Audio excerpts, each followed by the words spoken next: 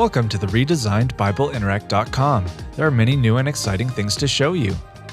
We have 3 access levels: free membership, premium membership, and partner membership that are accessed at the top of the page. Once you select your access level, enter in the required information and you will receive an email with your password. Click Login and enter your email and the provided password. If you would like to change your password, click on My Profile to change it.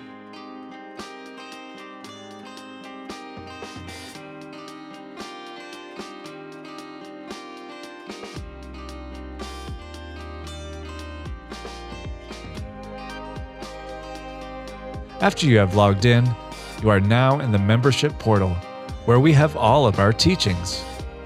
On the left, you can select what type of teaching you would like. Click on the plus sign and you can see everything organized by teacher. Click on the teacher of your choice and you can see all of the content you can access. If you see a lock by a teaching, that only means you need a higher access level to view that teaching. You can also use the search function to find teachings. Any teachings that you would like to view later, click on the star at the top of the teaching page, and that will add it to My Favorites, that you can access with the star icon that appears next to My Profile. Browse around and check our website frequently, because we add new teachings often. Thank you for supporting Bible Interact, and we hope you are blessed through our teachings.